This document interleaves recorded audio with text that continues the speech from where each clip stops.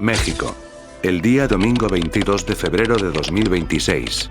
Se confirma la captura del capo más grande del momento gracias a un operativo militar. Ningún medio gubernamental confirmaba ni desmentía esta noticia. Sin embargo, medios de noticias oficiales confirmaban su captura gracias a una coordinación de las fuerzas militares. Fuentes federales confirmaron que Nemesio Oseguera Cervantes, alias El Mencho, líder del cártel Jalisco Nueva Generación, habría sido abatido este domingo durante un operativo encabezado por el ejército en Tapalpa, Jalisco. Y vamos a recapitular. Como ya hemos informado, la muerte de Nemesio Oseguera alias El Mencho desató una ola de bloqueos y operativos de blindaje en el occidente y centro del país. El narco más buscado de México ha caído. Nemesio Oseguera Cervantes, alias El Mencho, fue abatido el domingo en un operativo de la Secretaría de Defensa Nacional de México. Bloqueo carretero activo. Él explicaba que todavía permanecen algo. Hay que retirarnos, va a haber un atentado. Ya vienen allá, creo, Inmediatamente se desató una ola de violencia sin precedentes. Sacaban a la gente de sus autos y los incendiaban inmediatamente para bloquear las carreteras. Los negocios pararon, las calles se vaciaron y los hogares permanecen cerrados y con miedo. Esto es aún más grande que un simple estado. Casi todo el país se encontraba con miedo. Empezaron a circular vídeos acerca de la situación. Lugares en donde la gente no creía que se pudiera desatar la violencia fueron inmediatamente tomados, como aeropuertos, con tal de demostrar que esto no sería una simple riña más.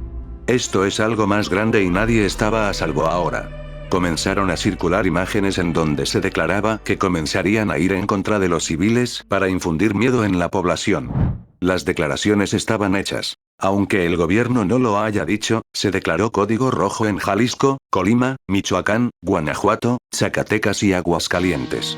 Los perpetradores ya no podían exigir nada, ni una liberación, ni alguna especie de acuerdo, ni nada parecido. El objetivo era uno y estaba claro: hacer el mayor daño posible sin importar las consecuencias.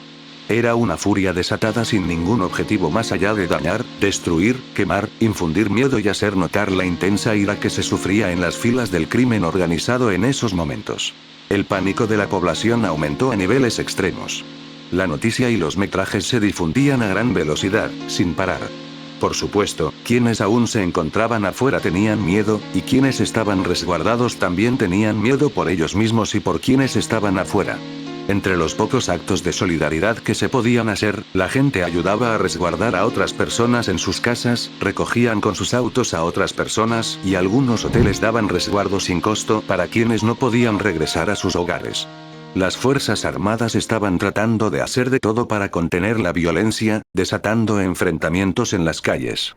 La prensa daba cobertura extendida al problema durante todo el día y la noticia saltó de algo nacional a ser noticia internacional. El capo más peligroso del momento ha sido capturado, decían los titulares. Para el mundo estábamos en una guerra, y no estaban equivocados. Mientras tanto, los disturbios crecían y el miedo en la población todavía más. Quienes estaban cerca temían, y quienes estaban lejos esperaban con miedo el momento en el que se desatara todo tipo de disturbios. Si por alguna razón tuviste que salir, te diste cuenta de que hacía demasiado frío. Las calles estaban vacías y eso no daba tranquilidad. El viento soplaba con fuerza y no se respiraba el mismo aire. Se sentía una tensión en los hogares, en las familias. Ya no había distinción de nada ni de nadie, todos estábamos en peligro tratando de distraernos.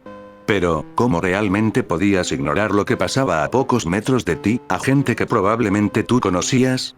¿Cómo ignorar el incesante sonido de los helicópteros y las sirenas de tanto policías, ambulancias, bomberos, guardia armada y demás? Por supuesto, comenzó una ola de teorías que no terminaban, provocadas por el alarmismo de la noticia. Se dijo verdaderamente de todo, que si el gobierno no estaba enterado, que si Estados Unidos estaba detrás de todo, que si fue traición por parte del gobierno, y muchísimas cosas más que se deben tomar con pinzas, ya que solo son eso, teorías. La única realidad era que nadie estaba a salvo. Las familias de México no pudieron tener el domingo familiar que estaban esperando desde que inició la semana. En su lugar, obtuvimos un montón de caos. Con el caer de la noche todo seguía igual y, muy probablemente, esa fue una noche en la cual el país no pudo caer dormido hasta altas horas de la madrugada. ¿Cómo podría uno dormir con un día así? Más de uno tuvo pesadillas escuchando sirenas a lo lejos y, en otros tantos hogares, la energía eléctrica simplemente se esfumó. Fue una noche fría con una duda en la mente de todos. ¿Cuándo terminaría todo esto? Tal vez fue la noche menos silenciosa de todas. 23 de febrero de 2026. Nos despertamos con los mismos disturbios del día anterior. Los pocos que salieron por trabajo u otras razones se encontraron con una imagen desoladora. Unas calles vacías por miedo donde solo se respiraba un aire con olor a pólvora, con restos de lo que alguna vez fueron autos en los que alguna vez viajó una familia. Los enfrentamientos y el desastre ahora eran más esporádicos. Solo quedaban los restos de un día totalmente sacudido. Con declaraciones oficiales por parte del gobierno, cosas como el plan, la colaboración con Estados Unidos, la ejecución del operativo, llegaron respuestas que, sinceramente, sembraban más dudas en la población. Las críticas al gobierno no se hicieron esperar. ¿Por qué fueron directamente por la cabeza del grupo sin pensar que el cuerpo aún podía hacer sus destrozos? ¿Por qué no hubo declaraciones oficiales desde el primer día? ¿Por qué el gobierno no avisó de resguardarse y en su lugar lo tuvieron que hacer las empresas y ayuntamientos? ¿Realmente el gobierno no estaba listo para un evento de tal magnitud? Es obvio que las Fuerzas Armadas tardaron en llegar. Ahora lo único que les quedaba era contener el problema en vez de evitarlo desde la raíz. Y más importante, ¿qué realmente cambió después de esto? Ahora mismo ya hay vídeos que hablan de quienes están postulados para ser el próximo líder. ¿Esto realmente era una desmantelación o simplemente hay algo más que se niegan a decirnos? Son cosas que probablemente no sabremos hasta pasados los años. De igual forma, muchas escuelas cesaron actividades, negocios lo mismo, y la gente se resguardó en las paredes de sus hogares. No se podía considerar como otro día más, puesto que parecería que el día jamás comenzó. Irónicamente, el siguiente día sería el Día de la Bandera. Un día en donde no hubo que celebrar, sino simplemente honrar a aquellos quienes cayeron defendiendo a la población y a aquellos que cayeron en la captura de una persona que pudo hacer la vida de muchos un infierno. México no celebraba, sino que se lamentaba, pero honraba a quienes con su labor nos permitieron vivir sin ese caos por más tiempo. A quienes, sin recibir nada a cambio, apoyaban al más cercano. Dábamos el pésame a aquellas personas que lloran por quienes perdimos. Se juzga fuertemente a quienes comparten un estilo de vida criminal lleno de excentricidades, sabiendo la violencia que se desató. Parece que simplemente espera una semana larga en donde se respira la tensión y el nerviosismo, y en donde algunas autoridades, como profesores e instituciones, niegan lo ocurrido y amenazan con penalizar faltas. Pero ante esto, simplemente es obvio que nada es más importante que tu vida, que tu resguardo y que cuides mucho a quienes te rodean.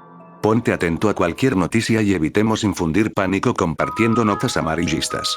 Dejemos de glorificar a personas que causan violencia en este país y dejemos de pasar por alto acciones totalmente reprobables. Dejemos de contribuir a personas con nuestro silencio, por más temor que haya. Y si da miedo hablar, al menos no repliquemos estas acciones. Ahora más que nunca, cuídense todos. Reforcemos la comunicación entre nosotros porque esto solo ha comprobado una cosa. No estamos a salvo y ya no hay límites ni zonas en donde el crimen organizado no pueda estar. Nunca vayas solo, revisa con qué tipo de personas estás y, sobre todo, cuida tu vida.